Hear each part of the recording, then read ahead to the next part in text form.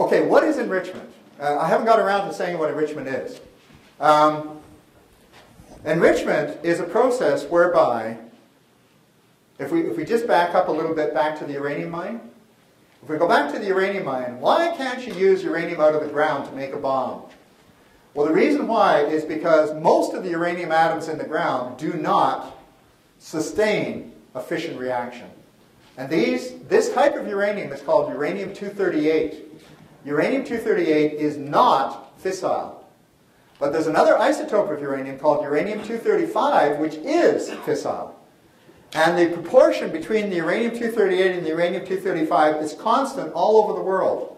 It's 0.7% U-235. 0.7%. That's 7 atoms out of 1,000 are U-235 atoms.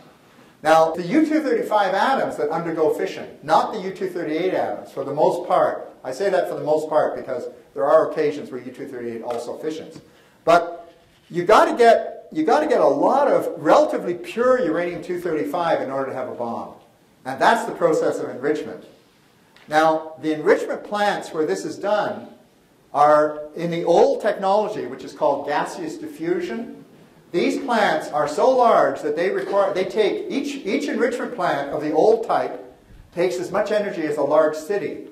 In France, they have 2 nuclear reactors that are used just to run an enrichment plant. They have 2 nuclear reactors, all of whose output just goes to run an enrichment plant. In the United States, they have coal-fired plants that run the enrichment plant. And it's a huge amount of energy and a huge carbon footprint, by the way. Now, why is it so hard to enrich uranium? Well, the reason why is because U-238 and U-235 are identical in chemistry. The chemistry is exactly the same. You can't do any chemical reaction that is going to discriminate between them except in the most minute possible fashion. And so the result is, it's like the radioactive iodine and the non-radioactive iodine. They both fight goiter because you can't separate them. You can't tell, the body can't tell them apart, nor can science, really. The only way we can tell them apart is by the very slight difference in mass.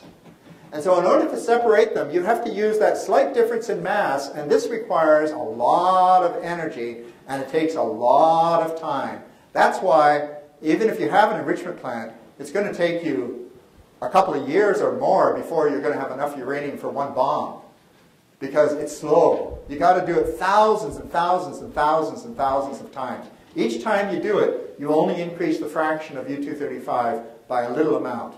And next time you increase it by a little more, and next time. The problem with having an enrichment plant is you have the ability to do that.